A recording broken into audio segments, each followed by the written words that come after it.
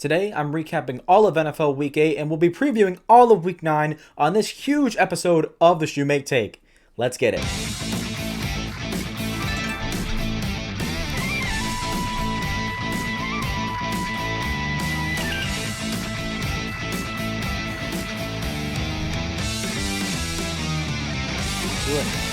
All right, and welcome in everybody. Hope you're having a fantastic, fantabulous, awesome freaking day.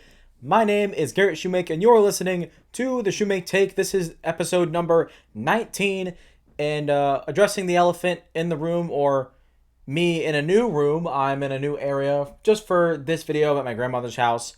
For today, I have an uncle that lives in Tennessee that drove down here, and I've been staying with him and grandma, obviously, and just chilling out. But I knew I had to make a video, but didn't want to go home to make it, so brought all my tech here, and here I am. I got the mic in my hand. I'm holding it. I got like a little stool right here in front of me with my tablet with my notes for the games and everything. Few and far between. That makes no sense. But we are here to talk about football, and as you heard in the intro, this is going to be a big episode in terms of length, because normally I recap all of Sunday's games and Thursday Night Football along with that, and then I recap Sunday Night Football, Monday Night Football, and preview the next week of NFL football in another video. So I'm pretty much jamming two videos into one here. It's going to be over 2 hours long, so I apologize. But for those of you that like to listen to the whole thing, if I were you, I would grab you a drink. I got some water here next to me. I should probably put that over here since I'm holding the mic. Which, by the way, expect audio fluctuations because this is sitting in my hand, not on a desk. But I got my water right here. Sit back, get your drink, hydrate, water, juice, whatever you drink. Grab a soda, a milkshake, whatever you're into. Grab yourself a snack and sit down, relax, and we're going to have a good show today. But it's going to be a long one. We're here for the whole way. Let's just hope I don't run out of water and my mouth dries out. We'll see what happens. But getting right into it. Wait, there's one more thing I want to talk about first. Shumake Take Rants did not go up on Saturday. I've decided to hold off on Shumake Take Rants for now after giving it some thought and looking at the numbers view-wise. They're not doing as well as everything else is. Obviously, between 4 and 15, I mean, that's not much of a difference. But giving it some serious thought, I realized that Shumake Take Rants is in the wrong format. Stuff like this and topics like that should be meant for like their own like interactive video where you're watching and listening at the same time. Like if you know the YouTubers like J&D Productions or Flemlo Raps, I love Flemlo Raps, he's awesome. But like those type of videos, that's kind of like what those type of video topics, that's the format it's got to be in, if that makes sense. Compared to just me just sitting at my desk in podcast format, it's not the same thing. But certain topics like that, you know, I'll bring Shumake Take Rants at some point. But I have to figure out how I'm going to implement them. Maybe during the off season. Maybe, I have no idea. Just because the time that it takes to make one of those videos, you know, that's difficult for me, just with my time. But they will come back eventually. I hate to stop them, but right now I've got to focus on what's working. What's working is covering NFL football, you know, recapping, previewing, doing all the whole 9 yards, being relevant. And then Shumake Take Rants will still has its place here, and it will come back, like I said, eventually. But we are going to talk about the NFL season. We're going to kind of hunker down to it, because that's what you guys want to see. That's what you guys want to hear. So that's what I'm going to talk about. But let me know your thoughts about that in the comments down below. If you have any thoughts, let me know. But we got to finally talk about football for the first time. And we got to recap all of NFL Week 8, starting with Thursday Night Football, where the Los Angeles Rams beat the Minnesota Vikings 30-20. And the two things to me that killed this game for the Minnesota Vikings, one was penalties and the Rams winning time of possession by a pretty decent margin. I think they won it by like 6 or 7 minutes, I'm pretty sure. But here's the thing. You know, watching this game, the Vikings, the one thing that's really made their kind of like the oil that makes the engine run smoothly has been Aaron Jones, the running back for the Vikings. And he did not have a good game today. He was very inefficient. He didn't have a very good game for the most part. He had like 3.2 yards a carry. I think he had like 11 carries for 52 yards. I can't remember the exact stat line off the top of my head. But it wasn't good enough. It wasn't consistent. And outside of him, there's no really other complement back. So it doesn't really help. So you can't have another back in there that can really, be a change of pace or kind of help out like a lot of NFL offenses have today. And it made the passing game tough. They were really tough on third down. It was Justin Jefferson was doing what he does, but outside of that, there really wasn't much after that, right? And what had happened was, well, what happened was the Vikings or the Rams capitalized on it. They were able to make the plays when they needed to make the plays. That's very blank. That's a very much of a blanket statement, but if you watch the game, you get it. And overall, the Rams were just in control for this game. And it's not that the Vikings really played bad. It's just a couple areas they just were a little sloppy. As I said, time of possession, third downs, penalties, and that stuff adds up over the course of a game. It's not, like I said, it's not like they played bad like on the field or anything. It's just those little errors, they add up. And there's a reason why, coaches are so hard on it from high school, college, at the NFL level. There's a reason why, because if you let one happen and you let it snowball and stack and stack and stack, it can quickly just kill your football team, and that's what happened to the Vikings. But for the Rams, they played a really good game. I thought Matthew Stafford played really well. He did throw a pick, but he threw 4 touchdowns. Puka Nacua had 100 yards. He's back and he's healthy. He looks good. Cooper Kupp, they tried to shop him, tried to get a second-round pick. No one wanted him, but he played today and got 2 touchdowns. I keep saying today. He didn't play today. By the time you guys are seeing this, you guys are seeing this like Wednesday, early Thursday morning, and it's this happened a week ago. But the Rams played well. Their defense played pretty solidly, and honestly, one thing I want to mention before I move on, it's the last time the Vikings went 5-0. Do you guys remember what happened? The last time the Vikings went 5-0, they finished 8-8 and missed the playoffs. I think it was like 2018 or something like that, and they've lost 2 straight. Now, I'm not going to be here and say, oh, it's happening again. The Vikings are falling off. Whoa! No, I'm not saying that. Come on. That's too early to say something like that. But here's the thing. They got the Colts next week with Joe Flacco, which we got to talk about later on in the show. Here, I got you a rant. If you want a real rant, I got one coming for you. You just wait and see. Either way, it's going to be a tough game because the Colts with Joe Flacco are a much better team with Anthony Richardson. I'm getting too far ahead of myself. But they got a tough game coming up next week, and if they drop 3 straight after starting 5-0, do we start having questions about the validity of this team? Because it's not the first team in NFL history to start 3-0, 4-0, 5-0 and look very convincing, the first half of the season and then kind of fall apart. But we'll just have to see. But we'll get there in more detail here in a little bit. But the next game on my list here, the Packers beat the Jaguars 30-27. Packers get a game-winning field goal. This game was tight. It was close. It was fun, surprisingly. And the first big takeaway, I'm going to put my foot up right here. I don't know if you guys can see that or not. Knee just popped. But the big takeaway from here is that Josh Jacobs is a beast. He had 130-something yards, 2 touchdowns, and he's been the greatest piece on this Packers offense. And for Jordan Love was inconsistent in this game. He's been mostly good so far this year, even like before the injury, coming back from injury. It's been mostly good, but there's some moments in there where a couple of interceptions he throws where it's, really interesting. Like they're pretty bad throws and they're getting picked off. Like they're bad decisions and, and to be fair, this is Jordan Love's second year starting ever. So, that's to be expected, I guess. That's why you're not worth the contract that he was given yet, but I digress. Either way, he played okay in this game. He had the interception, sure, but more importantly, or more notably, I should say, he got injured, left the game. Unfortunate, I'm not entirely sure what the injury was, but hope he's okay. Hope he gets better soon. But Malik Willis came in there. He went 5 for 6, threw a touchdown pass, and held down the fort when Jacksonville was coming back.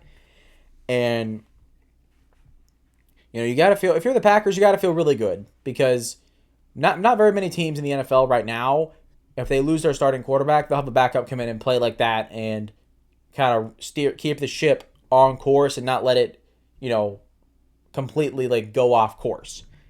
And for Malik Willis, it's awesome. He went in there, threw a touchdown pass, played really well for the only 6 plays he was in there passing the ball. But still, it's exactly what you want out of your backup quarterback. You just want solid, clean, efficient play. That's all you want. That's all you want, and you're going to be fine. And the Packers were fine. Other than that, Tucker Kraft deserves a quick shout out. These past couple of weeks, Tucker Kraft has been all over the field. He caught that really nice touchdown last week when the Packers played Houston. It was a beautiful throw from Jordan Love. Probably could have been a dropped interception by the defender. You can argue that, whatever. Either way, it was a great catch for Tucker Kraft. He dove sideways and caught it. And these past few weeks, Tucker Kraft has really emerged as a very solid tight end for them. And going into the year, I kind of thought that the tight ends were going to be kind of a non-factor. I should say a non-factor. I'm selling that too short. No, but obviously the focal point of this offense was going to be Jordan Love, Jaden Reed, Romeo Dobbs, Christian Watson, Josh Jacobs being a solid complement to Jordan Love. And then the tight ends were just kind of going to be in there. They were going to make plays here and there. But Tucker Kraft has really emerged as a solid target for Jordan Love and Malik Willis too. And it's really nice to see. A couple years ago they drafted Tucker Kraft. I think it was last year they drafted Tucker Kraft and they drafted Luke Musgrave together. And Luke Musgrave's I think he's been more of the blocking type, and then Tucker Kraft's been more of the receiver. I think that's backwards. I'm not sure. I can't remember. But I liked both prospects when they were coming out of college. But again, shout out to T. Kraft. He is emerging as a solid target. He played well against the Jaguars. He played well against Houston. And he's had a couple other games here during the year where he's been a solid receiving threat. And for the Packers, that's huge, because if you have three good receivers running around, you have a really good running back in the backfield, and you get a tight end that's very deadly as well. That's a recipe for disaster for any defense, just about, in the NFL. But going to Jacksonville, though, Trevor Lawrence played well in this game. As much as I've dogged on Trevor Lawrence openly throughout the course of the season, even before the season started, you got to be honest and say he played well. He strung a few good games together, not consistent enough. That game against Chicago was pretty darn bad, if I do say so myself. But they've won a couple games, and Trevor Lawrence has put a couple solid games together. The past 3 out of 4 games have been good for Trevor Lawrence. Is it where it needs to be? No, but as a Jaguars fan, it's nice that you see a little bit of improvement there, as there should be. There shouldn't be such bad play to where this is improvement in the first place.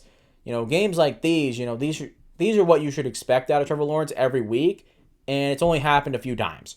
So you don't like to see that, but considering that they're coming more consistently as of late, that's something to note, that's something to comment on. So good for Trevor. Hopefully he can get it back going. His team and his contract depends on it. But other than that, for Jacksonville, Tank Bigsby's running back 1 now for Jacksonville. I don't know when he took first team reps. I don't know when he got the majority of the carries. I don't know when that started. I'd have to look.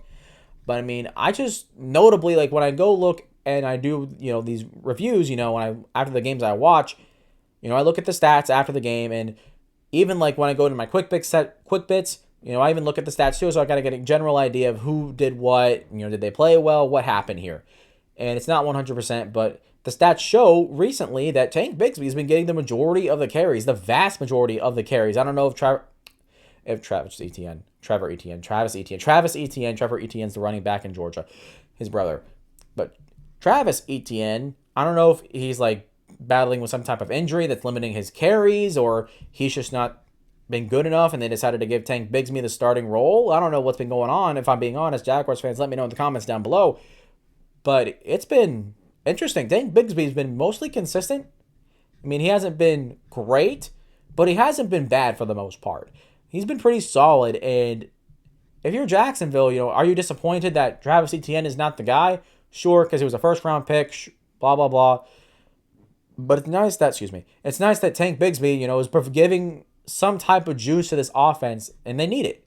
They needed some type of solid running game to kind of balance things out and help relieve pressure off of Trevor Lawrence and help create more opportunities for this offense that's supposed to be this super vertical, deep shot type of offense. You don't draft Brian Thomas Jr. and Gabe Davis, 2 players known for their deep threat ability, to do something, to not be able to throw the ball vertically downfield. The structure of the roster kind of reminds me of the Miami Dolphins and how they have their roster built up offensively. Either way, it's nice that when Tank Bigsby does well, or when any running back for Jacksonville does well, you tend to see the offense be more explosive, be more productive, and in turn, the Jacksonville Jaguars look to be more competitive in football games when it's working. So for Tank Bigsby, good for him that he's getting good reps and he's making the most of it, and it's good for the Jacksonville Jaguars offense because it's helping them, go by and execute the philosophy that I think they want to go by, given how I see their roster is constructed. But that's neither here nor there. The next game, I did not watch this one, but I wanted to talk about it a little bit in detail. The Arizona Cardinals beat the Miami Dolphins 28-27, and I had the Cardinals winning this game because I thought Tua was not going to play. And turns out Tua played, and he came in, he played well, and this team looks night and day with him at quarterback, man. Literally looks night and day offensively. Devon Achane, he's awesome. There's been a couple games in here throughout the year he's put up an absolute stinker of a performance. But when he's at his best, man, this guy has truly emerged as a multi-purpose, do-it-all, dual threat, whatever you want to call it, and everything back. He is fast. He is a great runner on his best days. He can catch out of the backfield, make men miss. Like, he is the definition of explosive. He had... Do I have his stats here? I do not have it here. But he had 90-something yards receiving, like 50 or 60 yards. I think he maybe had 70 yards receiving. He had a couple of touchdowns, I'm pretty sure, through the air, I think. 2 receiving touchdowns. Let me know down in the comments. I can't remember. But either way, I mean, he's had some performances throughout this season that have been pretty eye-popping. When you look at some of the multi-purpose backs in the NFL, you think of like Christian McCaffrey. You think of guys like Antonio Gibson. No, not Antonio Gibson. No, I'm thinking about Brian Robinson. Brian Robinson in Washington. You think about Austin Eckler, who's in Washington, right? You think about these guys that can run well, catch out of the backfield, kind of do it all. And right now, I mean, it's kind of hard to look at the numbers of those types of archetypes of running backs and to not put, Devon Achane in that type of conversation. Is it Achane or is it Achane? I can't remember. I think it's Achane. Either way, I'm saying either way and but a lot in this show. Jesus Christ. Anyways, it's good that Devon Achane is making plays for Miami. It's awesome that he's really emerged as running back 1 for them, I think. I know that Raheem Mostert is back and he's healthy, but looking at how... Oh my God, I dropped my water. Oh my goodness. I didn't spill it, but that was probably super loud. I am so sorry. But Devon Achane, he's playing well. He looks good. The defense for Miami is still a problem. It's still a massive problem. And I'm pretty sure the Dolphins had a lead in this game, allowed the Cardinals to come back and win the game. This is something I noticed with a lot of games too. Like, a lot of teams in the early 1 o'clock games, like 66, 80%. I don't know the math. How many teams played at 1 o'clock. I can't remember. But the vast majority of them, like all but 2 of them, the losing team had the ball back with 2 minutes to go. Like, that happened all the time. That includes the Packers game. That includes this game. We're going to talk about it here in the next couple games here in a minute. But this defense is still a problem for Miami. They allowed the Cardinals to hang around. They came back, won the game. I think it was a game-winning touchdown, I'm pretty sure, for Arizona. And Marvin Harrison Jr., he had 100 yards today. He's had a mostly slow first half to the season as a rookie. And he played great today, which is awesome, but it's not consistent enough. And I know that he's a rookie and he takes time. And sure, of course, like, that's definitely something you have to take into account. But this guy, he skipped the combine. He skipped his pro day to prepare for the NFL draft. Not prepare for the draft, to prepare for the NFL season and get a head start almost. And it hasn't shown that it's been fruitful as much as people probably thought it would be, including myself. But it's getting there. It's coming along. I think he's going to be fine. Like I said, he's a rookie. Sometimes the adjustment period is longer for others. Expectations are also a big thing because, Marvin Harrison's one of the greatest receivers of all time. So having to live up, to his dad's expectations and whatever you want to say, whatever defense you want to make for Marvin Harrison, it's not consistent enough, but I'm willing to give him a break because he has some games in there like week 2 and then week 8 where he just goes absolutely nuts and you see the potential and he's so fun to watch on his best days.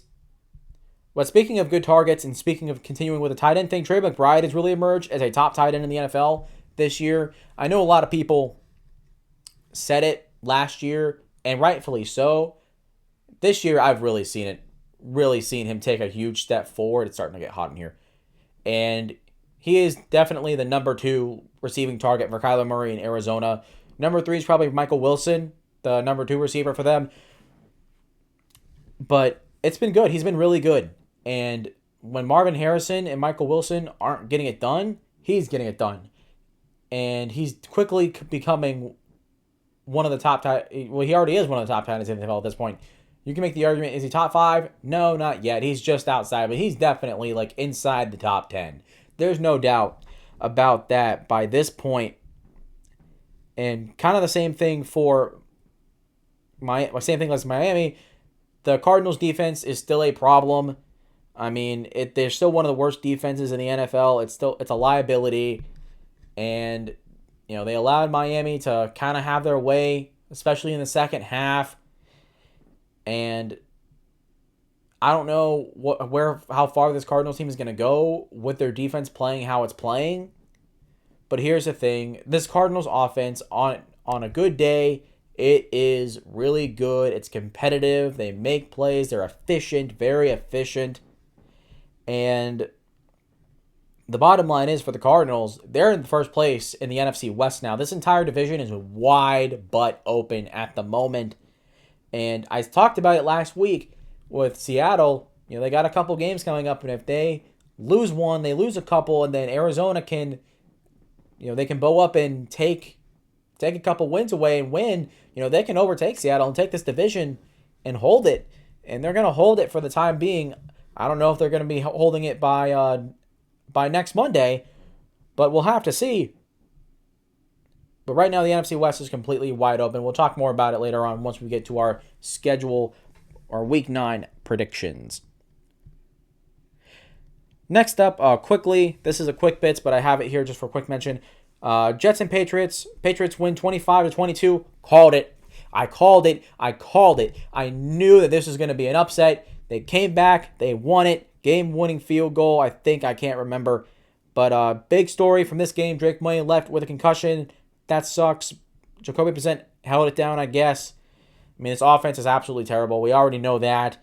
And for the Jets, the penalties killed them. They were 4 for 10 on third down. Not good at all. And for the Jets, this is just sad. We had so much expectations for the New York Jets, and it's literally just fallen and collapsed on its faces. I feel so bad for Jets fans, bro. I feel so bad for them. Like, I'm not even a Jets fan, and I feel bad. It's just so sad. This team looked really, really good on paper. It looked really good. Even before Hassan Reddick came back and Devontae Adams, came there via trade. Aaron Rodgers, starting quarterback, Hall of Fame quarterback, right? And Breece Hall, Braylon Allen's come out. He's a solid, really good backup to Breece Hall. Thunder and lightning right there, if you ask me. Then Garrett Wilson, Mike Williams, Allen Lazard. And then, oh my God, what's the tight end's name? That's been really good for them? I can't remember it. You know who I'm talking about. I feel so bad that I can't remember his name. The offensive line, while not great, they added a couple pieces to kind of add some, added a couple starters, not stars, but starters to kind of clean up and at least get some half-decent play out of them. And none of it's worked. Aaron Rodgers does not look good at all. Garrett Wilson is inconsistent, does not look like the explosive number 1 elite receiver that people projected him to be this year. Devontae Adams, 2 weeks in, fine. He's slow start, whatever. That's not too worried about that right now. And defensively, they are, they're good. They have a good defense, But I mean, that's what the Jets have been the past 3-4 years or so. It's always been, at best, at worst, a solid defense, most of the time really good. And then the offense is just putrid. It's just putrid. It's not good. And it's just sad. Because I thought this offense on paper was probably the most talented Jets talented Jets offense I've seen since Mark Sanchez went to back-to-back AFC Championship games. When he had Sean Green, when he had Braylon Edwards, Santonio Holmes, right? And they had who's the other guy? Santonio Holmes. There was Braylon Edwards and the other guy. Oh my god, I can't remember for the life of me. But I can't remember. But you know who I'm talking about, Jets fans. Either way, oh my god, freaking either way. Why am I saying either way so much? I don't even say that like in general conversation. Why? That's so weird. I don't know why I'm doing that. Either way. Oh my god. I'm doing terrible at like branching conversations today and going from topic to topic. It's terrible. Absolutely terrible talking today. And you got to hear this for the next 2 hours. We're going to get through it. We'll be okay. Anyways, the Jets offense is just sad. It's putrid. It's horrible. And I can't feel anything but absolute sorrow. And I feel you, Jets fans. I'm sorry. I'm really sorry that this is happening. I had high expectations. I know a lot of people had high expectations for the Jets. I had them winning the division at 10-7. That's clearly not happening at this point. And I think they're going to lose on Thursday night against Houston. And I think it's going to be a blowout. I think it's going to be a blowout. I think it's going to be a mess. But we'll talk more about that later on. Next up, this was one I didn't fully watch, but I was kind of like keeping my tabs on it. The Eagles beat the Cincinnati Bengals 37-17. And for Philly, I said it before this game, this game is going to reveal who the Eagles truly are. And who they are is who they are. They are a good offense, a defense that's shaky, although they've played really, really well today. Or today, oh my god, that's another thing, today. Not today. But they played really well on Sunday. Very solid performance. They held Jamar Chase to under 100 yards. They allowed some big plays over the middle, especially to that one receiver. I can't remember his name. It was a 41-yard catch. But they got critical stops when they needed to get the stops. C.J. Gardner-Johnson got a ball picked off. And this is what this team today, oh, ow, I just hit my head on the ow, I can't believe this. Oh my god, this show's a train wreck right now. Anyways, today, I said it again because I'm so used to talking about it on Sunday. I'm not used to talking about it days later in one big video. I'm just not used to it, man. Jesus. But anyways, the Eagles on Sunday looked like how I thought they should have looked all year long to this point. Solid, really good explosive offense. Saquon Barkley, great. A.J. Brown, Devontae Smith, all great. Jalen Hurts ran for 3 rushing touchdowns. That's what you expect to see from the Philadelphia Eagles offense. And defensively, you expect them to make big plays. And do they allow big plays in the secondary? Sure. But when it matters most, they step up and lock it down. That's what I expect to see out of the Philadelphia Eagles. And they showed that today. Now, is it true that the Eagles revealed who they really were? Not really, because it's a bad team. Maybe it's more a reflection of how bad the Bengals are more than how good the Eagles are. I almost said either way. I'm trying not to say it. And I know it makes sense contextually here in this sentence, but I can't say it again or else I'm going to blow a gasket. But the Eagles, they look good in this game. For Cincinnati, the Super Bowl window for them at this point is about to be shut. There's a window over here. Well, you can't see it. There's no point. So, let's say, the window's open right here. Let's say, this is the windowsill, right here where my mic is, and, the window's, off cam or something. It's about right here. Almost shut. And the thing is, T. Higgins, constantly hurt, didn't play this game. He's going to be gone after the year. This defense is horrible, and there's nothing that's exciting to watch for the Bengals right now other than Joe Burrow and Jamar Chase. The running backs, Chase Brown and Zach Moss, aren't consistent enough. They're not doing a good enough job. This offensive line is improved, but not enough to where it's making a significant difference. And it's just sad because for the Bengals, they had a lot of high expectations going into this year because Joe Burrow was going to be back. He was going to be healthy. And he's played out of his freaking mind. He's been playing great. But so far, because the rest of the team around him hasn't been as good as he's been, it's really not mattered. It's been all for naught. The Bengals are now 3-5, and well, definitely they're not making the playoffs this time around. And the reason why they won 2 games, 2 straight games, because they've beat bad teams. And when you look at some of their other losses, they struggled against Cleveland.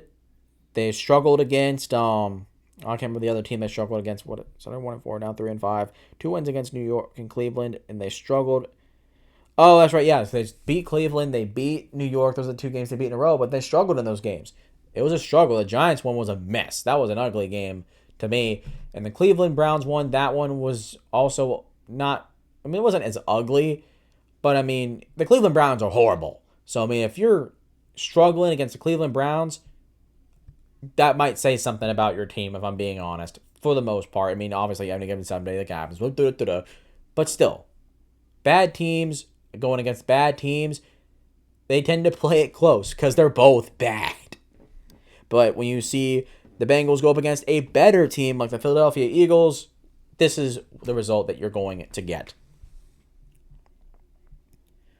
All right, this is the last game that I kept tabs on. This one I did not watch, but is very notable. And then we'll get into quick bits, and then we will preview NFL Week 9. But the Ravens at the Browns. Browns win 29-24. Game-winning touchdown, came back to win 2 minutes to go, and guess who did it? There's only 2 words to describe what happened in this game, and it is Jameis Winston. Jameis Winston, say his name. The guy who eats W's, the guy who is crazy, the guy who does all the pre-game workout stuff that's funny and hilarious, the guy that has interviewed a caught sailfish in a boat.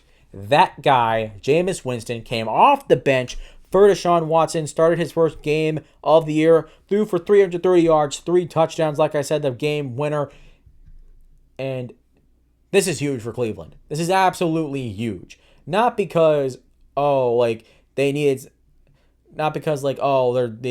a quarterback change. I mean, obviously they need a quarterback change, but it's not because, the Browns expect to go anywhere this year. But at this point, it's been so Deshaun Watson and this offense has been so bad.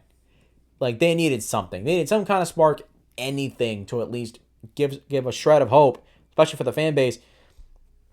And the thing is, this is the first time that the Browns this year have thrown for over 300 yards in a game. First time they scored over 20 points in a game. Like, Jameis Winston in one game did more in this game than Deshaun Watson practically did in any other game to this point in the year before his injury. And when you see guys like Elijah Moore, and you see guys like Jerry Jeudy, guys that I have, openly, what's the word I'm looking for? I've openly criticized for their play on the field, and then you see them making plays. And then you see guys like the receiver out of Tennessee, Cedric Tillman, have 7 catches, 99 yards, 2 touchdowns. A guy who's really been a non-factor. I thought was going to be a bigger factor for the Cleveland Browns as an outside X receiver. And you see these guys making plays and making an impact, and it makes you wonder, was it really Deshaun Watson's fault? Was it really just all him? And it makes you wonder. And another thing, too, with it is like these backup QB sparkles. Every time like a starter, the starter's bad for a team and you bring in the veteran backup, every team, every fan base, whether you're, let me think of like what teams like a bench a starter and have a veteran. Like, the Panthers, when Bryce Young got benched and put in Andy Dalton, he won his game. Then, Will Levis gets hurt for the Titans in Miami, and Mason Rudolph comes in, leads them to the win. They scored 30 points for the first time since 2021 in December, which is crazy. You see stuff like that happen in the league, and it happens to the Cleveland Browns. And for the fans, and the fans of any team in this situation, you're hoping that this backup quarterback, this veteran who's been in the league for a while, knows his stuff, he's going to provide a spark. He's going to give you a shred of hope that the team, whatever it is, that they can just make some magical turnaround. That no matter how bad things have been, no matter how bad teams like the Panthers, the Browns, the Titans, like all teams that are in this situation, no matter how bad they've been, the veteran backup comes in and it gives the fans a shred of hope that all of a sudden it's going to turn around and everything's going to be, sunshine and rainbows for the rest of the year. And, we've seen that stuff happen before. If we remember the 2019 Titans, that's what happened with them. Either way, I'm just going to roll with it at this point. Whatever. I'm just going to have to say it, and I'm just going to have to stick with it.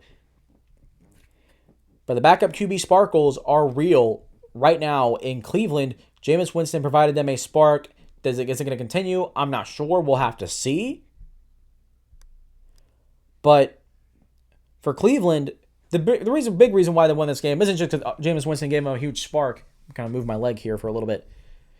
It's also because the defense they didn't stop the Ravens offense, but they did a good job in containing them, and the defense helping give this offense multiple opportunities that the offensive side was actually taking advantage of for the first time all year. And for the Ravens, they kind of fell back to earth, not really, but in a sense of, they went away from their identity. They ran the ball only 21 times in this game, which is uncharacteristic for Baltimore, because outside of 3 games, they've ran the ball over 30 times. They have the best rushing offense in the NFL right now, by far. It's objectively the best. And when the Ravens don't don't have 30 carries in a game as a team, they're 1-2. And the 2 games where they didn't eclipse 30 carries as a team was the Raiders and this game against Cleveland. They had 31 against the Kansas City Chiefs in week 1, and that was it. But then again, majority of those runs came from Lamar Jackson in the second half because nothing else was working outside of Isaiah Likely in that game.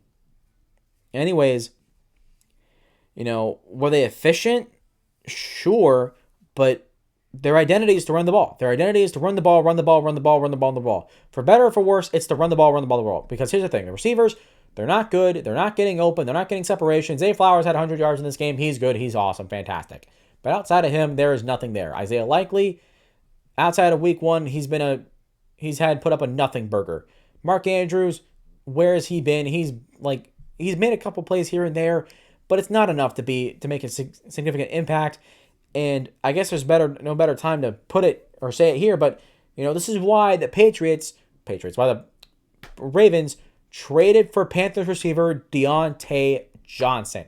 They made this trade a couple of days ago at the time of this recording, and this is huge. This is huge for the for the Ravens, because, as I said, the receivers are not getting separation. They're struggling to get open, and outside of Zay Flowers, there's really nothing out there that's threatening defenses right now. And you get a guy like Deontay Johnson who can threaten defenses. He's quick. He's shifty. He's a very underrated receiver in the league. And, being on a bad Steelers team where, Kenny Pickett was throwing you the ball, and then you have Bryce Young and Andy Dalton throwing you the ball in Carolina, you're not going to get a lot of love. But this guy deserves some love. I mean, you look at his numbers career-wise, they're comparable to guys like A.J. Brown, DK Metcalf, Deebo Samuel, consider a lot of the top receivers from the 2019 draft class. And he gets an opportunity to go with Zay Flowers and really be a solid option in the passing game for Baltimore. They needed this. They desperately needed this, and they made a move that got better. They got Deontay Johnson. They also got a 2026 6th-round pick in return, and they traded away a 2025 fifth. So they got a really good receiver for practically nothing. I can't remember what his contract is. I don't know if he's done after the year or not. I don't think he is. I think he has one more year after this year. I'll have to look on that and verify that. Ravens fans, let me know in the comments down below. Or Panthers fans, let me know in the comments down below about his contract situation. Either way, that's a big move for Baltimore. It's a great move for them, and it helps their team get much better and helps their team be a little bit more of a balanced offense. So, in the games where they don't run the ball 30 times a game, they have an opportunity to still stay explosive and efficient and be competitive and win football games. But now we got to get into the quick bits, and here is where that rant I talked about Anthony Richardson, it's going to happen here in about 30 seconds. Texans beat the Colts 23-20, and the big takeaway from this game was Anthony Richardson. Not only did he play terrible in this game like he has all year, third down and goal, you're in the red zone, and or second down and goal, he's running around, there's a play breaks down, he's running around for his life, and then he runs to the sideline and sits on the bench. And next thing you know, Joe Flacco comes in on third down and goal, they kick a field goal, whatever, and it caused a lot of controversy. It caused a lot of, confusion, because why did Anthony Richardson, after that play, go and sit to the bench and then come back in? Was it, at that point in time, maybe he just had a knee pop, or did he pull something? We didn't know. And then game ended, Texans win, and post-game press conference rolls around, and Anthony Richardson, I've already ranted about this to myself multiple times, so I don't really want to get into it again, but I feel like I'm going to regardless. But out of anything this man could have said, he could have said, oh, I popped my knee, or I pulled something and it hurt. He could have said anything. Other than what he actually said was, I was tired. Are you kidding me? Are you actually kidding me? First things first. There's no other way to sugarcoat it. You don't freaking do that. I want to say the other word, but I can't because it's a family-friendly show. But you do not do that. You are a starting quarterback in the National Football League. You do not ever take a play off, sit a play down because you are tired. You want to talk about being tired? Really? The quarterback position is the most, outside of the kicker, the punter, and that's it. Every other player on the team goes through more of the physicality of the game, getting beaten and battered. The offensive linemen and defensive linemen are literally pushing dudes and getting thrown down by guys their exact same size, hundreds of pounds. Running backs and receivers are getting hit by players bigger than them, faster than them, right? They're getting hit, beaten, and battered every single time they make a catch, every single time they run the football, every time they're getting hit and they're making contact. More than the quarterback ever does in a game. And you want to sit there and tell me that you're tired? Well, we're tired. Well, Colts fans are tired of your play. You're completing 10 passes a game. On the year, you're completing 44.4% of your passes, which within a certain statistic is worst all time, below guys like J.P. Lozman, Tim Tebow, and Jamarcus Russell. And you want to tell me that you're tired? Because you had to run around for your life? Because I didn't see the play, so this is not really fair. But screw it. He probably ran around for his life because he probably missed an open receiver downfield and was late. And the pressure came there and he had to run around and try and save his life. And not only, he's a captain. He's a captain too, mind you. He's a captain for this football team. And he's pulling a stunt like that. Not only does that show that you're selfish, but also you're hanging your teammates out to dry. You're slapping them in the face. And bottom line is, you do that in high school football. You do that in high school football. Not only are you getting benched and getting chewed out by your coach, you'll probably be off the team come Monday morning when you get back to class. In college, you could probably have your scholarship revoked if you're going to a big enough school and you pull that stunt. But in the NFL, you're sitting there, you're making tens of millions of dollars. You're a fourth overall pick, and all of a sudden you can take a play off? No, you don't ever do that. You don't ever do that. Even if you are tired, guess what? Your teammates are tired too, dude. Your teammates are tired too, and probably way more than you are, because they're the ones that are actually getting beat up all game. Getting hit, getting battered, and it's even worse because you're playing like crap. And you want to sit there and say you're tired. And in response, Shane Steichen has benched Anthony Richardson, and he has stated that he is moving with Joe Flacco going forward. I don't know how long that's going to be. Probably the rest of the season if I had to guess. And he said that Joe Flacco gives him the best chance to win now. Now, is that the smartest decision? No, but it's a decision you have to make because you have to set an example. You have to set an example that it's not okay to do what Anthony Richardson did. Because if he were to start next week against Minnesota, next thing you know, now what I'm about to say, this is just an example. I'm not using these players because I think they're like this. No, not at all. It's just an example. Just an example. But let's say Michael Pittman. Oh, he just third down and goal in the red zone. Just take a play off. I'm tired. Jonathan Taylor, third down and inches, need a first down. Just take a play off. I'm tired. All right. The offensive lineman, that works so hard to block for him and have to work so much harder because he holds the ball on too freaking long. I'm just gonna take a play off. A little tired. Defensively, that one of the corners, going up against the best receiver, got to lock in and cover. Take a play off. I'm tired. Don't feel like covering that guy. If you let Anthony Richardson play next week against the Vikings, if Shane Steichen can let that happen, you send the message to the locker room that it's okay to take plays off. And it's never okay to take plays off, obviously. And the way to do it is to bench Anthony Richardson. And as I said, it's unfortunate because he made a horrible mistake. And right now, if he forced the Colts to go into a situation that they shouldn't be in right now, you should never have to start Joe Flacco over a healthy Anthony Richardson. Because Anthony Richardson has only started 10 games. He's only started 10 games. He needs the experience. He needs time to just play the game. I mean, sure, he's playing terrible, but he hasn't completed a full season yet. So if we're being fair and being, in defense of Anthony Richardson for his play on the field, it hasn't been great, but it's not like it's the worst thing we've ever seen. It's been pretty darn bad. Pretty darn bad. I'm not going to, excuse it, but sometimes it happens. It takes time, right? Same thing with guys like Bryce Young, guys like Will Levis. It takes time. And it just sucks that Anthony Richardson did something stupid like that to put the Colts in a situation where they have to, discipline him somehow. You can't just let him play after doing something like that. And now the Colts are going to Joe Flacco, and he's going to start the rest of the year probably.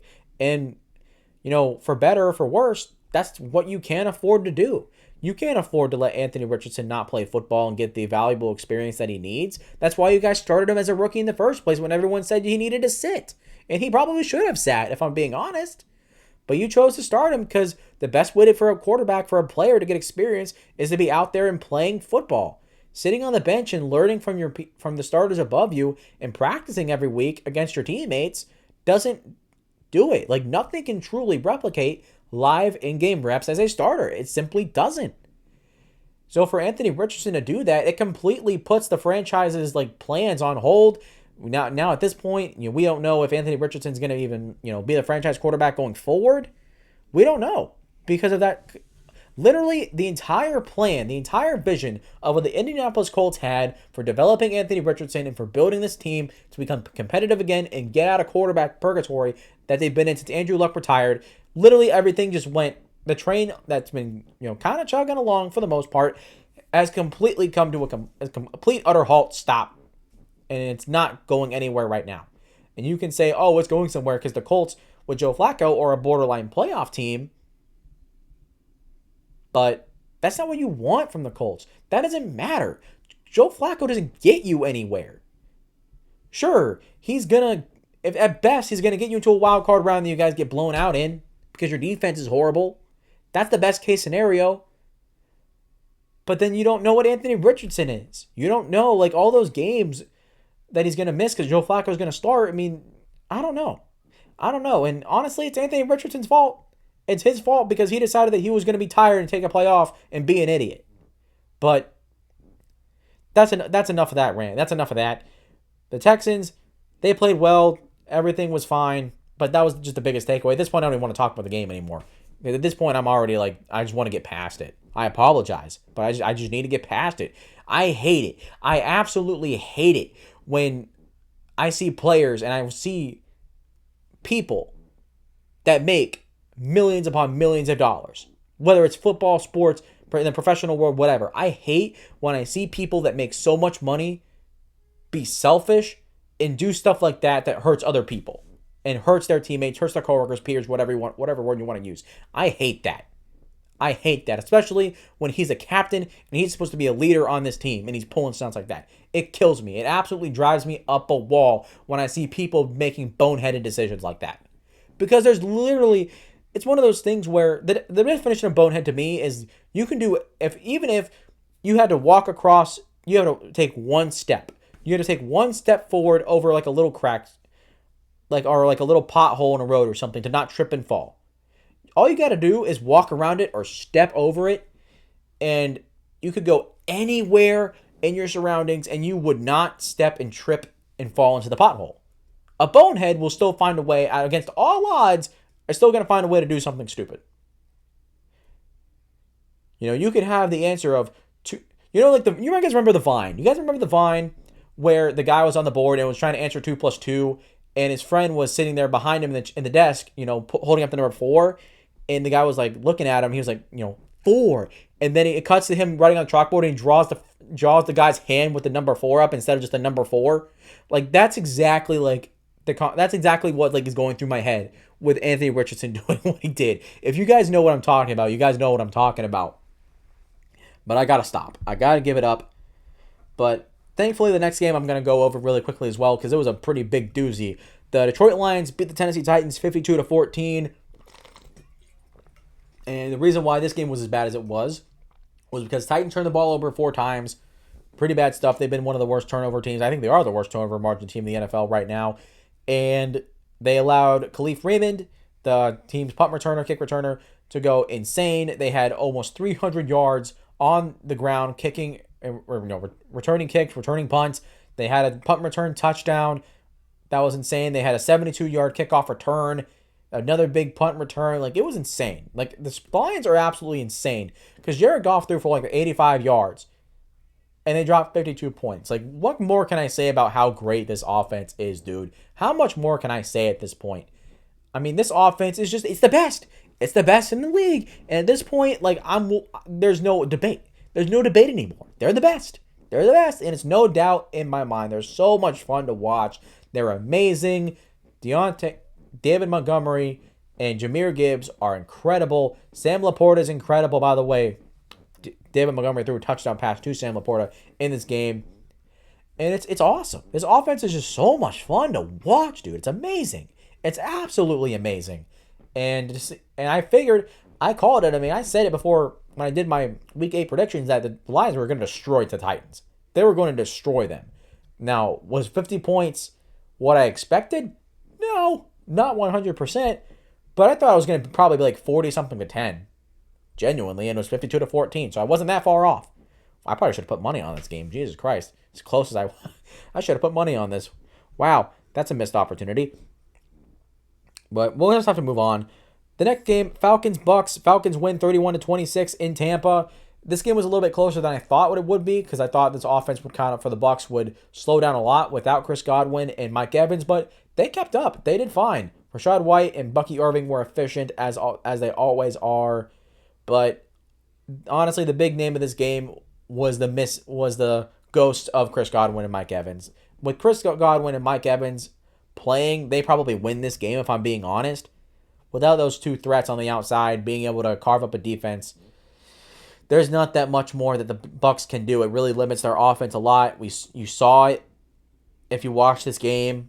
And the Falcons are who they are. I mean, they're a really good football team, man. They're really good. Defense is really solid. Offense is great. Maybe not great, but it's really, really good. And that's kind of the name of the game. It was close, more competitive than I thought it would be, if I'm being entirely honest. But, it's there. Falcons win. Moving on, this one I didn't keep traps on this one at all, but the Chargers beat the Saints 26-8. The Chargers, Ladd McConkey went over 100 yards in this game. That's awesome for him, for the rookie. Justin Herbert is doing Justin Herbert things, kind of. He's kind of having a down year, but then again, Jim Harbaugh, he loves to run the ball a lot. Didn't run the ball great, though, with J.K. Dobbins today, but that's fine. I'm not too worried about that. But the thing is, just, man, this freaking offense, dude. These past few weeks, Spencer Rattler has started for the Saints. I can't believe I haven't talked about it until this very second. Oh, God, I just knocked my tablet over. Oh, no, my script. Oh, no. Oh, no. You know what? I have a hunch. I'm going to bring my microphone with me and hear this. Okay. I just wanted to make sure that everything was working. As you can tell, multiple times, multiple videos now, I'm having to get up and check my phone and make sure it's recording properly. Because the one time I was recording and it stopped in the middle of the video, I've just been paranoid. I've been paranoid ever since. I'm sorry. Like, I've been paranoid ever since that happened. And I'm deathly afraid I'm going to walk up and then it's just not going to be recording.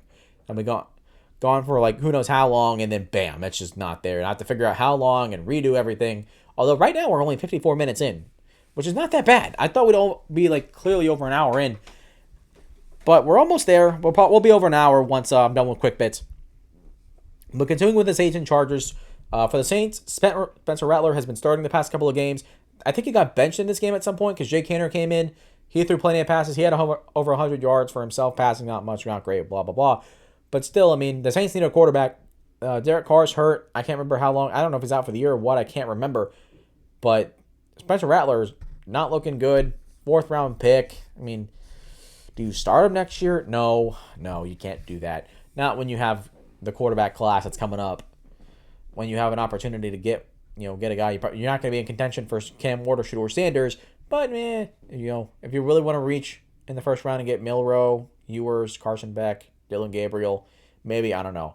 We're not talking about the NFL draft right now. Right now, the 2 first-round quarterbacks, Cam Ward, Shedeur Sanders, that's it. And then everyone else is second-round talent right now to me. You want to argue with me in the comments? Go ahead. Let's talk about it.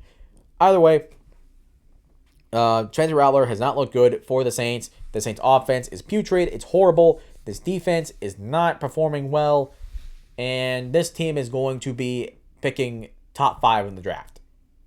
I can almost say that with 100% certainty. That this team will be picking top 5 in the draft. Now, I have to be, like, the little caveat there is if Derek Carr comes back, I can't remember if he's out for the year or not. If he's out for the year, then Saints are definitely picking top 5 100%. I'm just scratching my wrist. It itches. But if Derek Carr comes back, they'll be picking top 10. Like, at the very least, they're picking top 10 in the draft this year. And it's just sad for the Saints. I mean, it's just sad. I mean, it feels like those first 2 weeks were just a fever dream. It feels like since forever, since we looked at those first 2 games and I was like, wow, are the Saints legit or something? Like, what the heck is going on with them? And then, well, they are who they are. They're bad. They're injured. They're just not a good football team, and they truly are who I expected them to be this year, and a team that I thought would go 6-10. And right now, they are very much on pace to go 6-10. Right now, at this point, it might even be worse, sitting at 2-6 after one half of the season in the books. But I guess that's enough I can say for that. Next game, another blowout. The Bills beat the Seattle Seahawks 31-10. Buffalo looked really good. Josh Allen threw his first interception in this game. Who cares? And, sucks because you don't want him to throw any. But, hey, he's been doing a really good job taking care of the football. He threw his first interception this game. Whatever. Like, he threw 3 touchdowns. He was great in this game. James Cook was also great in this game. But really the narrative I want to look at is the Seattle Seahawks. Because now the Seattle Seahawks are no longer good. They're mid. They're a whole lot of mid. Because on a bad day, you get a game like this. But on a good day, you get a game like, oh, crap, it was on the tip of my tongue and I lost it. When you lose a thought, where does it go? Whoa, it's wild. But here's the thing. You either get like these insane, incredible games from Seattle, especially offensively, and then you get some games like this where they just absolutely just crap the bed. It's an absolute stinker. And that's to be expected. I mean, this is why I had the Seahawks going 8-9. Because it's a rookie head coach, it's a new defensive scheme, new offensive scheme too. If you really want to be, get down to business. But I thought that with a rookie head coach and a young defense that's still learning, a new scheme, they're learning whatever, that it was going to take some time for things to gel and develop. And clearly, it needs some time to gel and develop. They started 3-0, and I said that the Seahawks are legit. I'm pretty sure I did. And then they lost, and then they won, and then they lost, and they lost, and then lost, and now they're second in the division at 4-4. Tied with the Cardinals and with the 49ers right now. With the Rams 1 game behind. And for Seattle, I don't know what to say other than that they're mid. I mean, it's interesting. It's very interesting because part of me like wants to believe like, yeah, this is what I thought they were going to be. And at the same time, part of me is disappointed because of how good they looked at the beginning of the season. But the defense is just it's inconsistent. The offense, the reason why the offense falls apart in some of these games is because they literally just cannot run the football. They don't even think they ran the ball for 30 yards in this game against Buffalo. That's sad. That's really sad. Considering the Buffalo's run defense is not that particularly great, it's not bad, but it's not good either. So the fact that they couldn't get that going is kind of disappointing. Kind of sad, really. And that's just kind of a reflection of what the Seahawks are. I mean, they're still learning. They're still, figuring things out. And I'm not going to panic too much because obviously, Mike McDonald, year one, whatever. He's doing better than any other rookie head coach right now in the NFL. So there is that. But the Seahawks, right now, they've fallen to 4-4. They're mid, and they got a game coming up that I'm not too sure that they're going to win. We'll talk about that later, though. But for the Bills are a Super Bowl contender right now until they can get past the divisional round. But we'll see. But right now, they look really freaking good. Defense is playing great. Josh Allen's playing great, and he is currently my MVP favorite as of right now. This next game, I'm going to quickly go over it. Chiefs-Raiders. Chiefs win 27-20. Not much really to say there. I didn't keep track of this game at all. Honestly, I apologize for not really having much to say. But there really isn't that much to say anyways. I mean, the Raiders are bad. The Chiefs are 7-0, despite the fact that Patrick Mahomes is literally having the worst year as a starter he's ever had, which no one's really talking about. Part of me is like, it's surprising, but at the same time, I mean, when you're winning, all this bad stuff about your football team gets swept under the rug. That's how it works. That's how it works. When things are working fine and when you're 7-0, no one gives a flying crap about how bad Patrick Mahomes is playing. This dude is literally playing like one of the worst quarterbacks in the NFL right now, statistically, and no one's batting an eye. No one's batting an eye. It's because the Chiefs are winning. They're 7-0. And can you imagine what this team's going to be if their offense can get together and get good and get healthy? Oh my God. Oh my God. They're 7-0 right now. Imagine what they look like when they're healthy. Oh my God. This team's going to go nuts. And right now I can't pick them to lose until they lose. So it's at a point right now where, no matter what happens, the Chiefs are going to win. Although the last team that started 7-0 lost the Super Bowl. So, jinx. We'll see. But the next game, Panthers and Broncos. Broncos win 28-14. Bo Nix had a really great game. Maybe not great, but very solid. And he's right now in the Rookie of the Year, Offensive Rookie of the Year race at this point in time. He has to be considered because of how solid he's played.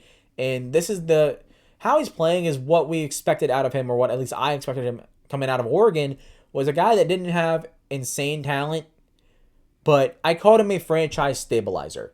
And what I meant by that was he's a guy that he doesn't have a super duper high ceiling, but he has a very decent floor compared to other quarterback prospects that come out. And most likely, at best, I'll say at best, he's going to stabilize the quarterback position for the next decade. Is it going to give you like insane quarterback play? No, not necessarily. Not saying that he can't, but what I expect out of Bo Nix is a guy who's going to play really solid, high-level football, theoretically for a decade and stabilize that position forever. I mean, not forever. Obviously, 10 years is not forever, but for a very long time, right? That's the idea. And so far right now, Bo Nix has played solid football. This is what I thought he would, at his best, is what I thought he would be. And he's playing good right now. This Broncos defense is one of the best in the NFL, which really helps out a ton, for sure. And going up against a bad team like the Carolina Panthers, that's what happens. And the thing with it, after the game, Panthers corner J.C. Horn was like complaining to Sean Payton because they were running up the score. Like, shut up, dude. Honestly, the running up the score thing, I get the sportsmanship aspect because I've played football, I've played sports, I marched in when I was in high school. Like, obviously you don't run up the score when you're a marching band, but I get but competitive sports, I play competitive sports. So obviously I get sportsmanship. But at the same time, you can't complain about someone running up on the score because if you got to stop it. If you don't like it, stop it. That's all I'm going to say. That's a debate for another day. But this next game, the Commanders at Chicago, or was it? No, it was Chicago at Washington, I'm pretty sure. I can't remember, man.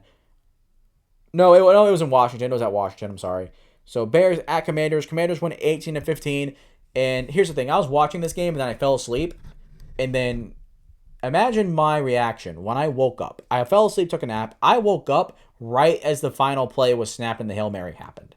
So I wake up, I hear the ball snapped, and I look. The score is at 0. And I'm like, oh, they got to go for a Hail Mary. This isn't going to work. And I see Jaden Daniels run around a little bit, heave it up. Next thing I know, boop, top, Noah Brown's gets for a touchdown. I literally start losing my mind. Could you imagine waking up from a nap and seeing a Hail Mary? Well, that's one of the craziest sequences like I've ever experienced in my lifetime. I know it's kind of dramatic because I woke up from a nap and watched an insane football play. But for me, that's insane. For me, that's absolutely nuts. Because as much as a football nut that I am, seeing that stuff happen, it's like, oh my god. Like I witnessed on television like a once in like a lifetime. Not once in a lifetime, but like one of the most rarest things you ever see happen in a football game is a Hail Mary. And it's so funny because Tyreek Stevenson, the corner for the Chicago, was trolling Commanders fans during the game, and as the play was happening, they're standing, staring back towards the play, looking at the stands, taunting, and the fans are like, well, look, go look and go play. And he was supposed to cover Noah Brown. He was supposed to cover Noah Brown on that play, and he runs into the pile, and he's the one who tipped it up to him. You can't make that up. You can't make that up. That is pure comedy. That is pure, laughable, boneheaded comedy. And Tyreek Stevenson did it. And he went on social media. He apologized. Whatever. That's a funny play. I'm not going to dog on Tyreek Stevenson too much because that's just funny. You get a pass because you were funny. But this is just insane. Jaden Daniels is Offensive Rookie of the Year right now. There's no debate. There's no debate. I know I said Bo Nix needs to be in the conversation. But right now, I mean, it's Jaden Daniels 100%, dude. It's 100%. It's 100%. This dude's nuts. This dude's awesome. And Commanders fans, enjoy it. Enjoy it, enjoy it, enjoy it. Because what you're seeing right now is something spectacular and something that Commanders fans have not seen since RG3. And for now, and as long as the Commanders and Jaden Daniels continue to play good, I'm going to root for him. This team is so easy to root for because of how Jaden Daniels plays and how he is as a person, how this team is built. I had a lot of skepticism going into this year because I didn't like Dan Quinn and I didn't like this defense. I still don't like this defense that much. But Jaden Daniels has proved me wrong. This team has been I've been happily wrong about the Commanders. So I thought they'd go 5-12. What are they at right now, guys? 6-2. They already beat the total. Halfway through the year, they already beat the total. And that, I'll slap my leg because I'm holding my mic, but that deserves a round of applause. That's awesome. Absolutely awesome. I love this game. This game was awesome. It came down to the wire. But hats off to Jaden Daniels and the Washington Commanders for definitively proving me wrong 100%. And then a couple more games we got to talk about. Sunday Night Football, the Cowboys at 49ers. 49ers win 30-24. It's weird watching a Sunday Night Football game, and it's called Sunday Night Football. And then you look outside, and it's still sunny outside in San Francisco and Santa Clara. Either way, this game was kind of sloppy. There were some good moments in here, but, I mean, the 49ers are still trying to get healthy. And the Cowboys, they're just a mid-football team. There's no other way around it. So it was just kind of this game had its moments. It just wasn't fun to me. For some reason, I just couldn't get into it. How sometimes you watch a movie and it's got good actors, the plot's good, it's got good elements to it, but for some reason, mentally, you just can't check in. And this game, I just couldn't check in. I don't know why. I just could not check in. And the same thing for the Giants and the Steelers. It was another game where it was close. I mean, there was good moments in this game for the Giants. I know I just kind of just jumped in completely, quickly and all whatnot. But, Tyron Tracy for the Giants had a really good run in this game. There was a really good sequence by the Steelers. The catch by George Pickens that wasn't a touchdown. That was an insane catch. But, I just couldn't get into these games. I don't know why. I just could not get into it. I guess because, I don't really particularly enjoy watching the Steelers offense, even though they're much improved. it's just like a solid it's a solid offense. It's a good offense. It's not explosive, like very explosive. It's not bad. It's just like it's your average offense. It's a good offense. And compared to watching guys or teams like, Joe Burrow and Jamar Chase, I'm calling them a team right now because that's all the Bengals have at the moment. Looking at the Commanders, and you look at teams like, you look at Buffalo, you look at Baltimore, and you see the explosion, and every week it's like, wow, wow. Like, you look at those teams every week and watch them, and you're just like, wow. And sure, there's wow plays for the Steelers too, but just not really there. There's another game I couldn't get into. I do want to apologize to the Giants though, because I talked about all year how they really haven't had a good pass rush. I think they're first in the league in sacks. I think I saw when I saw that graphic. I think they're first in the league in sacks right now at 32, maybe 33, 34. Because I didn't get to the full end of the game. But I'm sorry for that. I was wrong. But still, Giants have only won 2 games. They're bad. Not much to say there. Sorry that I cut those last 2 games a little too short, but I seriously just could not get into it. I don't know why. I really don't know why. I guess because I was also watching the World Series with my uncle, and Game 5 was actually happening right now. I don't want to stop the show to look, although I'm really curious. But last I heard, Aaron Judge finally did something in the postseason for the first time in ages. But that's neither here nor there. We're talking about football, not the MLB. But we got a preview NFL Week 9. After last week going 12-2. No, not 12-2, 13-3. I'm up now to 78-46 picking games, a .63 win percentage. I'm picking 63% of the games correctly. However you want to say that. Which is good for me. Since this first 4 weeks, I was like 50 something. I was like 52%. And now I'm 63. I literally jumped up 11%. That's awesome for me. But honestly, it gets easier picking games though. Later on in the year, it gets easier picking games because by this point, teams we kind of know who they are. There are going to be a couple teams that kind of bounce back, make a run, and then there's going to be teams that are going to fall off. That's going to happen. But there's a whole lot of this right now. There's not a whole lot of mid-football teams right now. There's a few teams in the mix, the Cardinals, 49ers, Seahawks, Bucks, all in this little bubble, and then 10 teams over here are 2-5 or worse. And then a whole bunch of teams are 5 wins and above, right? There's this huge spectrum right here and this little gap in the middle. Not much there. It used to be all right here in the middle and then a few over here and a few over there. No, it's literally all here and nothing here, which is awesome because it's different. It's fun. It's entertaining. But going into these predictions, Steelers and the 49ers, these are the 2 teams on a bye this week. Weird that last week there was no teams on a bye. It was kind of odd. But we got to start with Thursday night football. Texans at the New York Jets. Give me the Texans to win this game. Texans are a much better football team. Not much to say there, but keep your eye on Devontae Adams in this game because this is his 3rd game with the New York Jets. I expect him to be a little bit more involved here, and I expect him to go over 100 yards in this game because he's a really good receiver. The secondary for Houston is young, and I expect him to take advantage of that. Garrett Wilson's going to make some plays too, I think. And this game is going to be competitive in the first half. This game will be a competitive first half, and I think the Texans are going to pull away late and prove why they are the better football team. But keep your eye on Devontae Adams in this game. Keep your eye on Tank Dell a lot too, because with Nico Collins being out, and also Stephon Diggs is out for the season with a torn ACL. That sucks big time. That's a huge, huge, huge blow to this Texans offense. And to me, this is not no upset watch or anything, but I want you to keep an eye on Tank Dell and keep an eye on Joe Mixon because the Jets' defense is good.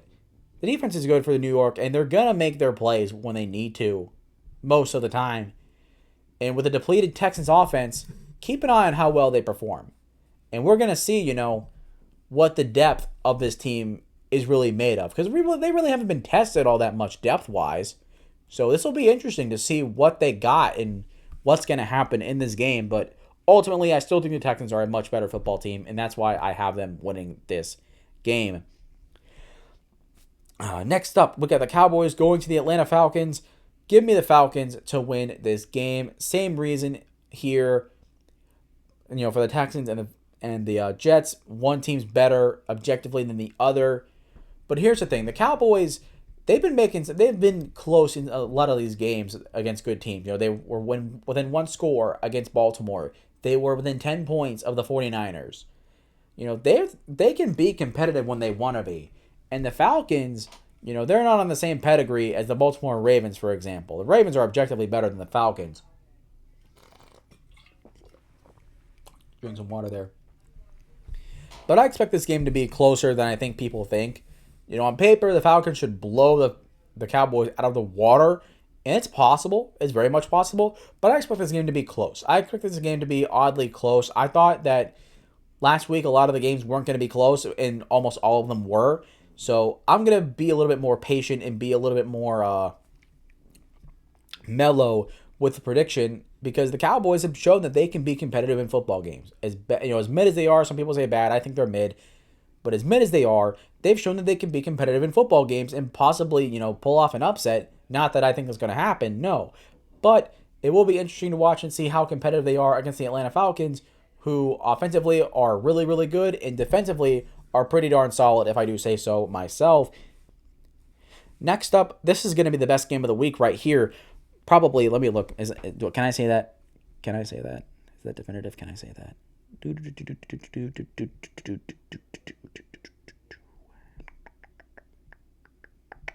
Number 2 game. This is the second best game of the week. Broncos at the Baltimore Ravens. Give me the Ravens to win this game. Why do I have Baltimore winning this game? They struggled against Cleveland. They struggled against Cleveland's defense, and now they're going up against one of the best defenses in the NFL. And don't make no mistake, this game is not going to be it's going to be a good game, and I think it's going to be the best game of the week. But by no means does that mean it's going to be a very high scoring one. I think this is going to be like a 24-20 type of game, because the Broncos are really good at stopping the run. They're really good at stopping the pass. I mean, they're a great defense overall. And for Baltimore, they got Deontay Johnson, which would help, but it's his first game in. So is he going to play? Is he going to play well? We don't know. That's not something I can, really call, that's not something I can say that's going to be a factor in this game until the game happens and it becomes a factor. But I expect the Broncos to be competitive in this game. I expect them to give their defense to give their offense plenty of opportunities to make plays. I think Bo Nix is going to be efficient. I think he's going to play solid in this game. There's a possibility here that he stinks it up. He's had a couple games in here where he's been pretty darn bad, especially in the beginning of the season. Because the Baltimore Ravens defense is no slouch themselves. They're a good unit. But I expect this game to be a little bit ugly. I expect it to be kind of like what the Giants and Steelers was, or the Cowboys and the 49ers, where it's ugly, but there's good moments. But I think this is a game that you can be able to check into, because the Baltimore Ravens offense can explode at any moment. This Broncos offense can just all of a sudden become uber efficient at any moment.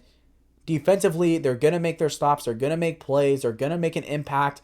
I think you're going to see multiple turnovers in this game, whether it's by both teams or whatnot. You're going to see a lot of cool things happen in this game, despite it being a lower scoring one. But give me the Ravens to win this game, just because honestly, the big thing is they're probably really mad that they lost to the Browns and they let them hang around and come back and win. And with a new fire lit under their butt, I think they're gonna let Baltimore or let Denver come in, and then they're gonna walk out with the horse's tail between their legs. Ultimately, next up, I got the Dolphins and the Bills. I have the Bills winning this game because the Dolphins' defense is terrible and the Bills' offense is great. But here's the thing: with Tua in at quarterback, it changes everything. And although I have the Bills winning this game, don't be surprised if Miami pulls off an upset here. Don't be surprised if Miami comes off and wins this game and it's like a one-score game, they come back and win or something like that. Do not be surprised if Miami wins this game, because usually you would think these two teams split. Honestly, they don't split. Buffalo owns the Dolphins right now. But the way that this team got rejuvenated, the way this offense looked when Tua came back against Arizona, they really they almost looked like the team that people expected them to be. And considering it's a division rivalry, it's always, close, it's always entertaining. But although I expect the Bills to win this game, do not be surprised if Miami pulls off an upset here and beats Buffalo. Would it be the end of the world if that happened? No, but it would be an interesting talking point come next video. Next up on the list, Saints at the Panthers. Give me the Panthers to win this game. Screw it. Give me the Panthers to win this game. Why? Because Bryce Young played last week. Wasn't great. Wasn't great at all. But you know what? Looks like he's going to start the rest of the year, which for Carolina, that's good because you need to see what you got. You need to let him develop. You need to let him learn. And right now, the Saints are just in a mess. Without Derek Carr, this offense is nothing. This defense is not very good. And for the Carolina Panthers, if there's any game for both of these teams, both teams, it's like a 50-50 for me. But if there's both of these teams have 2 wins, if there's any game that either of these 2 teams could win and get to 3 wins, it's going to be this game for either one. It's going to be this game for either one. This game is going to be close. I don't know if it's going to be fun, but 2 bad teams always duke it out. It's always a close game. And I'm going to have the Panthers come out on top on this one. Because simply put, I think Bryce Young's a better quarterback than Spencer Rattler. I know that's a crazy take right now, but I'm willing to give the edge to Carolina for this game. I'm willing to give it just because of Bryce Young, honestly. I'm confident that Bryce Young can do something in this game, whether that's just one play and the rest of it's bad. I don't know. I don't know what I'm talking about right now. I'm running out of gas. You can tell my eyes are drooping. I'm mentally running out of gas. But either way, using both in the sentence this time, I had the Panthers winning this game. Screw it. I'm picking them to win. Definitely. Next up, I got the Raiders at the Bengals. Bengals are winning this game because Joe Burrow's the better quarterback. There's really no other explanation for that as I'm fixing my script right now. But for the Raiders are going to keep this close, I think. I just don't know. Brock Bowers is really good. I think Brock Bowers is going to have a great game. He's clearly the best weapon that they have over there in Las Vegas. But, for the Bengals, as long as Joe Burrow and Jamar Chase are playing, if they're playing a bad team, they're probably going to win. But, man, it's just tough. Because this Bengals defense is horrible. But then you look at the offensive side of the ball, and outside of Brock Bowers, there's really nothing threatening for the Raiders offense. And considering overall, I think the Bengals roster is better, I'm willing to give them the edge this game against the Las Vegas Raiders. The next game here, Chargers at the Cleveland Browns. Go and call me crazy here, but I'm going with the Chargers to win this game. I know that Jameis Winston, gave a spark, and Browns fans are hopeful that he can turn it around. I'm not saying he can't. I'm not saying he will. But, the second game, you got film. You got things to work on. You got evidence. You got game plan. You got film that can help you go against Jameis Winston better compared to how the Ravens didn't have anything, right? And I think they're going to fall back down to earth against a really, really good Chargers defense. And I think Justin Herbert will take advantage of Cleveland's defense. There's really not much I can say because I'm not really too well versed with Cleveland and LA. It's one of those. There's a couple of teams that are a little bit obscure to me, like in my NFL headspace. But I have the Chargers winning this game. I think they're a better coached football team. I think overall they are better. And Jameis Winston's going up against a really good Chargers defense, which is going to have film to help game plan against him this time around compared to Baltimore, who really didn't have much of anything. So I think they're going to fall back down to earth a little bit. They're going to lose, and Chargers will come out on top and get another win and continue fighting for second place in the AFC West. Next up on the list, Washington Commanders go to the New York Giants. Give me the Commanders to win this game. I can't remember if it was a blowout or not the first time around, but I expect this one to be a blowout. This defense for the New York Giants, they like I mentioned before, they have a really good pass rush, but secondary is horrible.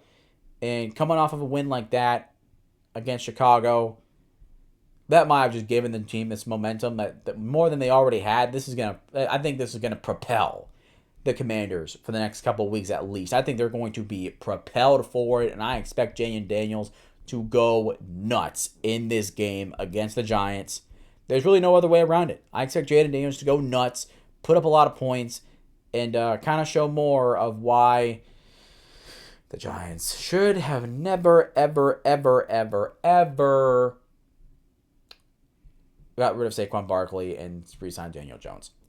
But something to look at. The Giants, Daniel Jones hasn't thrown a touchdown in New York, in MetLife, in almost 2 years. Does that happen today? Does this happen Sunday? I don't know. I think I'm gonna bet on that. I'm gonna bet that he does. I'm gonna bet that it happens. I'll have to look, or maybe I bet against. I'll have to see where the odds are at. But I'm gonna place a bet on that. That's an interesting bet. If you're into sports betting, bet on that. That's interesting. That's really cool. But we're not here to talk about football. We're not here to talk about sports betting. Hopefully, though, if you're Underdog Fantasy, Prize Picks, if you're watching this video, hey, you want to give your guy a sponsor, I mean, by all means, hit me up. I would love a sponsor. That'd be awesome. And I would happily take any sponsor that's willing to work with me. The next game on the list this is the worst game of the week. The Patriots at the Titans. Oh, good Lord, have mercy. This is terrible. This is a terrible football game. This is going to be a terrible football game. It's going to be terrible. Both teams are terrible. Offensively, they're terrible. Defensively, the Titans' defense is good. Overrated, but good.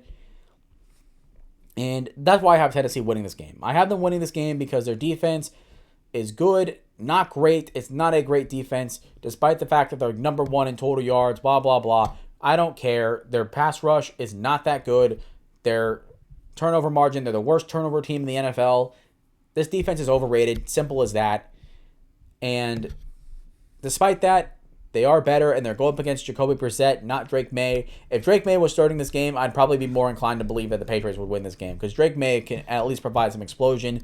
Jacoby Brissett can't, and the Titans defense has shown that they can prevent that. They don't allow a lot of yards to go on them without being unearned. So give me the Titans to win this game, which is going to be very ugly, 10-3. No, it's not going to be 10-3. It's probably going to be 17-14 if I had to give a final score prediction. If it's 17-14, I'm going to lose my mind, by the way. Next up, this one's going to be a pretty decent game in my opinion. The Bears going to Arizona to face the Cardinals. Give me the Bears to win this game. I have the Bears winning this game because the Cardinals defense is not that good, and this is a really good bounce back opportunity for Caleb Williams because he struggled against Washington pretty surprisingly. I thought this game would be a little bit more evenly matched between him and Jaden Daniels, but Caleb Williams struggled against Washington. But I think here's an opportunity here to bounce back, have a solid game against a bad defense, and for Arizona, Arizona's offense is gonna do what they do, but they're not going up against the Miami Dolphins defense, which is bad. They're going up against the Bears defense, which is pretty darn good. And so the opportunities that they had here are not going to be here. That they had there are not going to be here, and that's why I have the Bears winning this game. And I expect a big bounce back performance from Caleb Williams. Big bounce back, but he's going to bounce back in this game. He's going to bounce back. He's going to play better, and you're going to feel a little bit better about Caleb Williams if you're a Chicago Bears fan. If you're one of those people that's iffy, I don't know how they feel. But next up, this is the best game of the week right here. The Lions going to Green Bay to face the Packers, and give me the Lions to win this game. There's no way around it. There's no way around it. The Lions are the best team in the NFL right now, in my opinion. They are the best. Offense is the best. Defense is playing really good right now. Not spectacular, but they are playing really, really good, in my opinion. And with how inconsistent Jordan Love has been, I don't know if he's going to play in this game. I really don't know. If Malik Willis plays, definitely the Lions are going to win. But if Jordan Love plays, there's a chance. There's definitely a chance.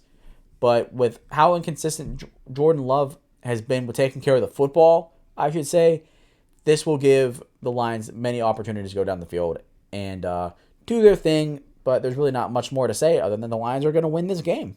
I'm sorry. I wish I could say more, considering I think this is the best game of the week, but we'll just have to see. Next one, the Rams at Seahawks. This is probably my third best game, although it could be the best game of the week. Give me the Seahawks to win this game.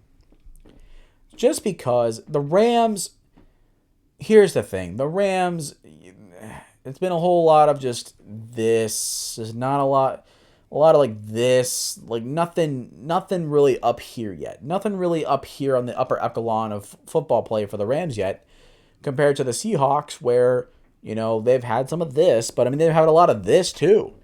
And that's kind of why I'm picking the Seahawks to win, because if you catch Seattle on a good day, they're going to handily beat the Rams.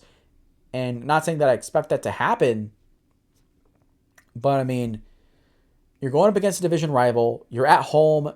You're on a 1-3 skid at the moment, 1-4 skid at the moment. If there's any opportunity to bounce back and kind of get back on track, it's against the Los Angeles Rams, who have not been very good this year. There's an opportunity here to bounce back, and I think the Seahawks will. They'll take advantage of the opportunity in front of them and throw another win into the win column and go to 5-4. Next up, Jacksonville Jaguars at the Philadelphia Eagles. I have the Eagles winning this game because they're the much better football team. But here's the thing: the Jaguars made it really close against the Packers. They made it really close, more closer than I thought it would be. And I expected more of the same here. I think this game is going to be a closer game than I think I even realize, even though the Eagles are a much better football team. Because when Trevor Lawrence is on a good day, and as I talked about with Tank Bigsby, and when they're able to run the ball, they're able to execute the offensive philosophy that I believe Doug Peterson wanted to build for this team and for Trevor Lawrence. And considering that the Eagles' secondary overall has not been very good, even though they had a really good game against Cincinnati, you know, there's opportunities here for Trevor Lawrence to take advantage, for his ability to, or an opportunity to kind of push the needle a little bit, you know, kind of walk the tightrope a little bit between an upset or, you know, straight up defeat. I don't even know what I'm talking about anymore. As you can tell, I'm out of gas. I'm literally out of gas, but we got two more games, one more game to talk about. This is Sunday Night Football. I just realized Jags and Eagles is Sunday Night Football. I've kind of just been going through it. But I think this game is going to be closer than I think I even realized. But I think the Eagles are the better football team, which is why I have them edging it out in this one. And lastly, the Bucs at the Kansas City Chiefs for Monday Night Football. Chiefs. Got to pick them until they lose. But here's the thing. DeAndre Hopkins is going to be more involved this week against Tampa. And right now, without Chris Godwin and Mike Evans on the outside, when I talked about it with Bucs and Falcons, it's simply just this Bucs offense is limited. It's handicapped. It's limited, whatever word you want to use. They simply can't do what they need to do to run this offense efficiently and effectively. It was solid against Atlanta, but to beat Kansas City, you have to literally go out there and play your best football with no margin of error whatsoever. And your opportunity for margin of error, you know, is now almost 100% without Chris Godwin and Mike Evans on the field. If Chris Godwin and Mike Evans were playing, I could probably pick the Bucs on a potential upset here. This game could be really good. It still could be. But here's the thing.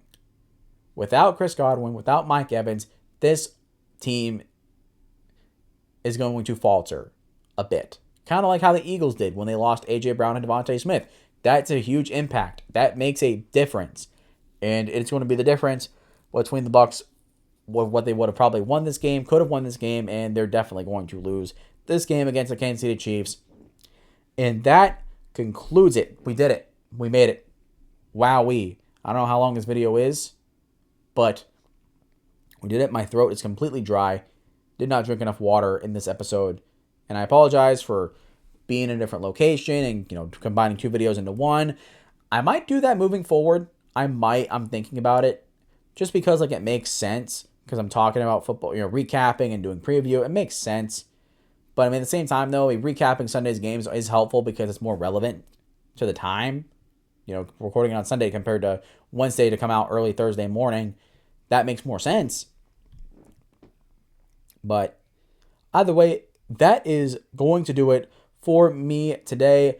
Let me know your thoughts in the comments down below. Don't forget to do what every YouTuber tells you to do. You know the drill, guys. Make sure to subscribe to the channel, like the video, share it with your friends, share it with your family, get everyone that you know and you love locked in, locked on to the Shumake Take podcast. Got great videos coming out to you guys every single week, talking about the best parts of the NFL. Next week, we're going to talk about college football a little bit, just because I haven't mentioned it in a little while, but I've really taken the time to learn, and we have learned a lot about a lot of these teams in college football this year. But that is going to do it. Thank you guys so much for watching and sitting on this long episode, and I will see you guys in the next one.